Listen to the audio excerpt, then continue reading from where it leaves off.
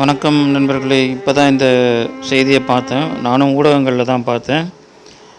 மிகச்சிறந்த திரைக்கதை அமைப்பாளர், பிரபலமான இயக்குனர், டைரக்டர் கே பாக்யராஜ் மாரடைப்பின் காரணமாக இப்போது காலையில் 9 மணிக்கு இருந்திருக்கார். இன்றைக்கி காலையில் கே பாக்யராஜ்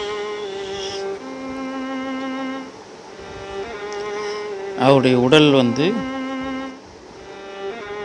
நுங்கம்பாக்கத்தில் இருக்கக்கூடிய அவரோட வீட்டில் வச்சுருக்கிறாங்க பார்வைக்கு. கொஞ்ச நாளாகவே இந்த உடம்பு சரியானலாம் இருந்திருக்காரு. மருத்துவமனையில் அனுமதிக்கப்பட்டு ட்ரீட்மெண்ட்லாம் எடுத்துகிட்டு வந்திருக்காரு. அதற்கு அப்புறம் வீட்டிலேயே இருந்திருக்கார். இப்போது இன்றைக்கி காலையில் 9 மணிக்கு இறந்து போயிட்டார், மரணம் அடைந்திருக்கிறார். மாரடைப்பின் காரணமாக அப்படின்னு சொல்கிறாங்க.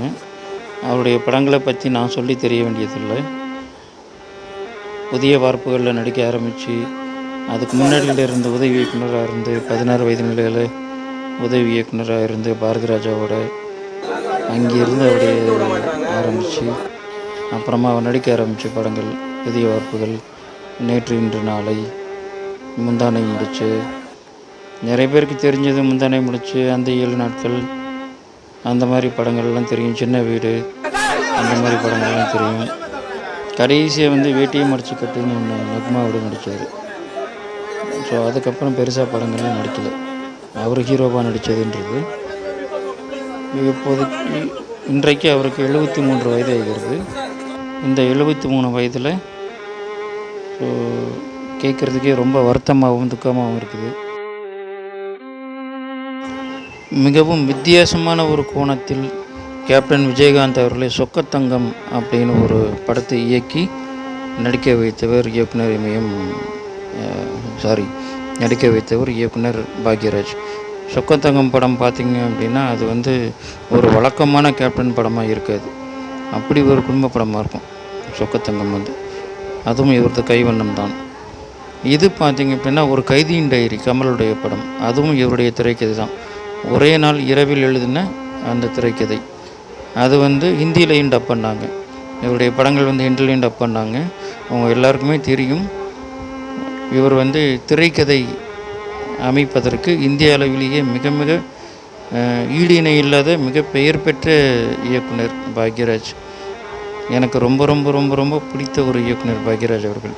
அவர் பேசுகிற விதமும் சரி, எப்போ என்ன அவருடைய வீடியோனாலும் ரொம்ப விரும்பி பார்ப்பேன்.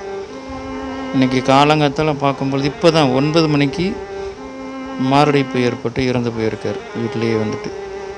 எதுக்கு நல்லவங்களையெல்லாம் கடவுள் சோதிக்கிறான் அப்படின்னு தெரியல. ஏன் இன்னும் கொஞ்ச நாள் இருந்தால் கடவுளுக்கு என்ன பிரச்சனைன்னு தெரியல. நாட்டில் எவனோ இருக்கிறான், ஊழல் பண்ணுறவன், உலையடித்து வாயில் போடுறவன் அப்படின்னு எவனும் இருக்கும் பொழுது இந்த மாதிரி திறமைசாலிகள், நல்லவர்கள், இவர்கள்லாம் இன்னும் கொஞ்ச நாள் இருந்தால் என்ன, கடவுள்னு ஒருத்தன் இருக்கானா இல்லையான்னே தெரியல. என்ன சொல்கிறதுன்னு தெரியல. ரொம்ப வருத்தமாகவும் துக்கமாகவும் இருக்குது. அநேகமாக முதலமைச்சர் விஜய் அவர்கள் கண்டிப்பாக போய் பார்ப்பார் அப்படின்னு நம்பலாம். இவரும் அரசியல் இருந்திருக்கார். இவரும் தனியாக ஒரு கட்சி ஆரம்பித்தார். அதுக்கப்புறமா அதிமுகவில் சேர்ந்தார். அதில் கொஞ்ச நாள் இருந்தார் அதிமுகவில். அதுக்கப்புறமா திமுகவில் இருந்தார். பாக்யா அப்படின்னு சொல்லிட்டு ஒரு மேகசின் அது வச்சுருந்தார். ஒரு பையன் ஒரு பொண்ணு. இப்போது இவருடைய உடல் பொதுமக்களின் பார்வைக்காக நுங்கம்பாக்கத்தில் இருக்கக்கூடிய அவருடைய வீட்டில் வைக்கப்பட்டிருக்கிறது. திரையுலக பிரமுகர்களும் மக்களும் வந்த வண்ணம் இருக்கிறார்கள் இவர் உடலை பார்க்கிறதுக்கு, அஞ்சலி செலுத்துவதற்கு.